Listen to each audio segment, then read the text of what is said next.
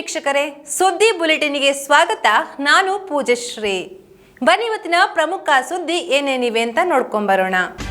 ಶ್ರೀ ಮಹಾವಿಷ್ಣು ದೇವಳ ನಿಡ್ವಾಳ ಕರಿಕಳ 50 800 ಪುನರ್ ನಿರ್ಮಾಣ ಪುನರ್ ಪ್ರತಿಷ್ಠಾ ಅಷ್ಟಬಂಧ ಬ್ರಹ್ಮಕಲಶೋತ್ಸವ ಏಪ್ರಿಲ್ 24ರಿಂದ ಮೇ 3 ತನಕ ಕ್ಷೇತ್ರದ ತಂತ್ರಿಗಳಾದ ಬ್ರಹ್ಮಶ್ರೀ ಕೆಮ್ಮಿಂಜೆ ನಾಗೇಶ್ ತಂತ್ರಿಗಳ ನೇತೃತ್ವದಲ್ಲಿ ವಿಜೃಂಭಣೆಯಿಂದ ನಡೆಯುತ್ತಿದ್ದು, ಇಂದು ಮಹಾಗಣಪತಿ ಹೋಮ, ಕವಾಟೋದ್ಘಾಟನೆ, ಮಂಗಳ ದರ್ಶನ, ತೈಲಾಭಿಷೇಕ, ಪಂಚಾಮೃತಾಭಿಷೇಕ, ಪ್ರಾಯಶ್ಚಿತ, ಶಾಂತಿ, ತತ್ವಕಲಶಾಭಿಷೇಕ, ಬ್ರಹ್ಮಕಲಶಾಭಿಷೇಕ, ಮಧ್ಯಾಹ್ನ ಮಹಾಪೂಜೆ, ಅವಸ್ರವ ಪ್ರೋಕ್ಷಣೆ, ವೈದಿಕ ಮಂತ್ರಾಕ್ಷತೆ, ಪ್ರಸಾದ ವಿತರಣೆ, ಅನ್ನ ಸಂತರ್ಪಣೆ ನಡೆಯಿತು.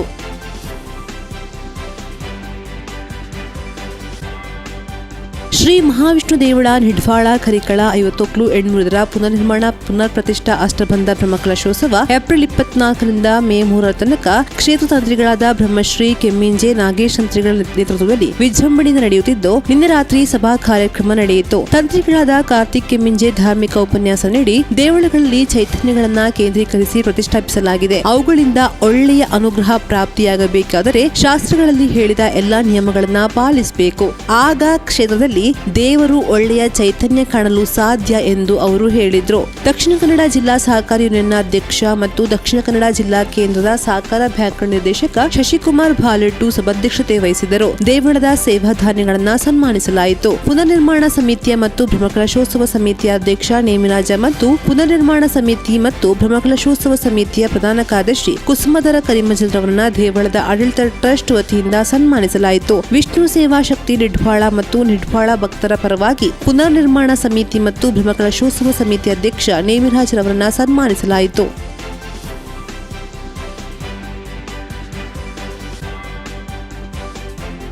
ಶ್ರೀ ಸಂಪುಟ ನರಸಿಂಹಸ್ವಾಮಿ ಶ್ರೀ ಸುಬ್ರಹ್ಮಣ್ಯ ಮಠದಲ್ಲಿ ಏಪ್ರಿಲ್ 27ರಿಂದ ನರಸಿಂಹ ಜಯಂತಿ ಕಾರ್ಯಕ್ರಮಗಳು ಜರುಗುತ್ತಿದ್ದು, ಇಂದು ಕುಮಾರಧಾರಿಯಲ್ಲಿ ಅಮೃತೋತ್ಸವ ನಡೆಯಿತು. ಇಂದು ಬೆಳಗ್ಗೆ ವೈಭವಯುತವಾಗಿ ನರಸಿಂಹದೇವರ ಮೆರವಣಿಗೆ ಪೇಟೆಯಲ್ಲಿ ಸಾಗಿ ಕುಮಾರಧಾರಕ್ಕೆ ಬರಲಾಯಿತು. ಅಲ್ಲಿ ಮಠಾಧೀಶರಾದ ವಿದ್ಯಾಪ್ರಸನ್ನ ಶ್ರೀಗಳು, ಮಠದ ದಿವಾನರಾದ ಸುದರ್ಶನ ಜೋಯಿಷ, ಅರ್ಚಕ ವೃಂದದ ಉಪಸ್ಥಿತಿಯಲ್ಲಿ ದೇವರ ಅಮೃತೋತ್ಸವ ನಡೆಯಿತು. ಬಳಿಕ ವಸಂತ ಪೂಜೆ ನಡೆಯಿತು.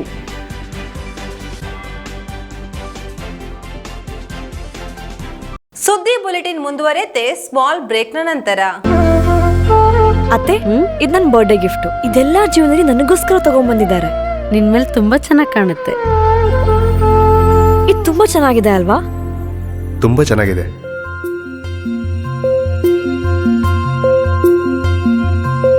It will look really good on you. Amma? Huh?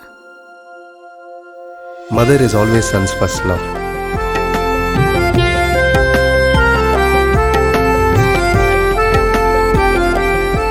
ಪ್ರತಿ ಪೀಳಿಗೆಯ ಪ್ರೀತಿಯ ಮಳಿಗೆ ಜಿಎಲ್ ಆಚಾರ್ಯ ಜ್ಯುವೆಲರ್ಸ್. ನಮಸ್ತೆ ವೀಕ್ಷಕರೇ, ಸುದ್ದಿ ನ್ಯೂಸ್ ಬುಲೆಟಿನ್ಗೆ ಸ್ವಾಗತ. ನಾನು ರೇಖಾ ಸುಭಾಷ್. ನಾನು ದಯಾನಂದ ಕೊರತೋಡಿ. ನಾನು ಪ್ರಜ್ಞಾ ಸಾಲ್ಯನ್ ಕೇರ್ಪಳ. ನಾನು ಯಶ್ವಿತ್ ಕಾಳಮನೆ. ನಾನು ಜಯಶ್ರೀ ಕೊಯ್ಗೋಡಿ. ನಾನು ಶಿವಪ್ರಸಾದ್ ಆಲಿಟಿ. ನಾನು ಪೂಜಶ್ರೀ. ನಾನು ದುರ್ಗಾ ಕುಮಾರ್ ನಾಯರ್ಕೆರೆ.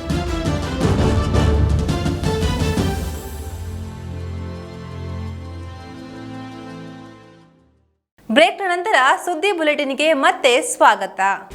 ಸುಳ್ಯ ತಾಲೂಕಿನ ಬಹುತೇಕ ಗ್ರಾಮಗಳ ಕೃಷಿಕರಿಗೆ ಬೆಳೆ ವಿಮೆ ಬಾರದೆ ರೈತ ಸಂಘಟನೆ ವತಿಯಿಂದ ನಾನಾ ರೀತಿಯ ಹೋರಾಟಗಳು ಮತ್ತು ಸಂಬಂಧಪಟ್ಟ ಅಧಿಕಾರಿಗಳಿಗೆ ಮನವಿ ನೀಡುವ ಕಾರ್ಯಗಳು ನಡೆಯುತ್ತಿದ್ದು, ಅದು ಯಾವುದಕ್ಕೂ ಸ್ಪಂದನೆ ಇಲ್ಲದಿದ್ದಾಗ ಅಂತಿಮವಾಗಿ ದಕ್ಷಿಣ ಕನ್ನಡ ಜಿಲ್ಲಾಧಿಕಾರಿಯವರ ಕಚೇರಿಗೆ ಸುಳ್ಯ ತಾಲೂಕು ರೈತ ಸಂಘಟನೆ ಮುಖಂಡರುಗಳು ಭೇಟಿ ನೀಡಿ ರೈತರ ಸಮಸ್ಯೆ ಬಗ್ಗೆ ಮಾಹಿತಿ ನೀಡಿದ ಹಿನ್ನೆಲೆಯಲ್ಲಿ ಆ ಸಂದರ್ಭದಲ್ಲಿ ಜಿಲ್ಲಾಧಿಕಾರಿಗಳು ನಮ್ಮನ್ನ ಗೌರವಯುತವಾಗಿ ಸ್ಪಂದಿಸಿ ನೊಂದ ಕೃಷಿಕರಿಗೆ ಬೆಳೆ ವಿಮೆ ಬರುವಲ್ಲಿ ಪರಿಪೂರ್ಣವಾಗಿ ತಮ್ಮ ಕರ್ತವ್ಯವನ್ನ ಮೆರೆದಿದ್ದಾರೆ. ಇದು ಅಭಿನಂದನಾರ್ಹ ಎಂದು ಸುಳ್ಯ ರೈತ ಸಂಘದ ಮುಖಂಡರುಗಳು ಪತ್ರಿಕಾಗೋಷ್ಠಿಯಲ್ಲಿ ತಿಳಿಸಿದ್ದಾರೆ.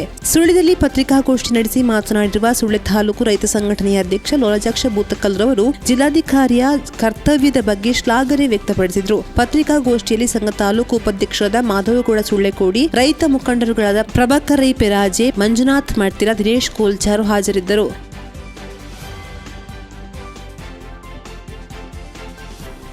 ಬೆಂಗಳೂರಿನ icons of India business magazine ಸಂಸ್ಥೆಯವರು ಬೆಂಗಳೂರಿನ ವಿಜಯನಗರದ ಕಾಸಿಯಾ ಭವನದಲ್ಲಿ ಆಯೋಜನೆ ಮಾಡಿದ್ದ 39ನೇ ವರ್ಷದ ವಾರ್ಷಿಕ ಪ್ರಶಸ್ತಿ ಪ್ರದಾನ ಸಮಾರಂಭದಲ್ಲಿ ಖ್ಯಾತ ಜ್ಯೋತಿಷಿ, ಸಾಹಿತಿ, ಗಾಯಕ, ಚಿತ್ರನಿರ್ದೇಶಕ ಮತ್ತು ಸಂಘಟಕ ಎಚ್ ಭೀಮರಾವ್ ವಾಸ್ಟರ್ ಕೋಡಿಹಾಳ ಅವರಿಗೆ 40 ವರ್ಷಗಳ ಜ್ಯೋತಿಷ ಸೇವೆಯನ್ನ ಪರಿಗಣಿಸಿ ಬೆಸ್ಟ್ ಆಸ್ಟ್ರಾಲಜರ್ ಎಂದು ಘೋಷಿಸಿ sir M Visvesvaraya memorial life time achievement award 2026 ಖ್ಯಾತ ನಿರ್ದೇಶಕ ಮಹೇಶ್ ಸುಕದರೆ ಮತ್ತು ಖ್ಯಾತ ವೈದ್ಯರಾದ ಡಾಕ್ಟರ್ ಅಂಜನಪ್ಪ ಅವರು ಪ್ರಶಸ್ತಿ ನೀಡಿ ಗೌರವಿಸಿದರು.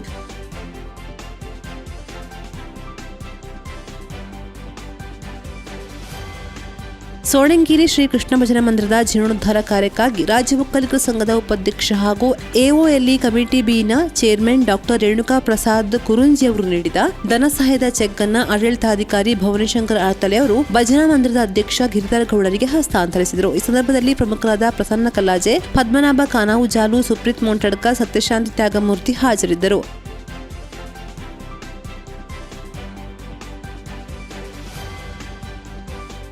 ಮುರುಳಿ ಗ್ರಾಮದ ಪೂಳಾಜೆ ನಿವಾಸಿ ಕುಶಲಪ್ಪ ಗೌಡರು ಅಲ್ಪಕಾಲದ ಅಸೌಖ್ಯದಿಂದ ಸ್ವಗೃಹದಲ್ಲಿ ನಿಧನರಾದರು. ಅವರಿಗೆ 56 ವರ್ಷ ವಯಸ್ಸಾಗಿತ್ತು.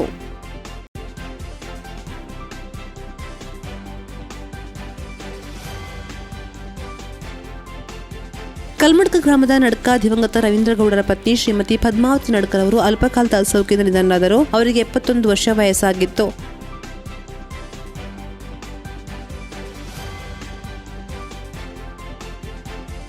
ಶಿಕ್ಷಣ ಇಲಾಖೆಯ ನಿವೃತ್ತ ಅಧೀಕ್ಷಕ ಎನೆಕಲು ಗ್ರಾಮದ ನಾಳ ಕುಶಲಪ್ಪ ಗೌಡರ ಪತ್ನಿ ಶ್ರೀಮತಿ ತಾರಾ ಅಸೌಖ್ಯದಿಂದ ನಿನ್ನೆ ರಾತ್ರಿ ನಿಧನರಾದರು. ಅವರಿಗೆ 74 ವರ್ಷ ವಯಸ್ಸಾಗಿತ್ತು.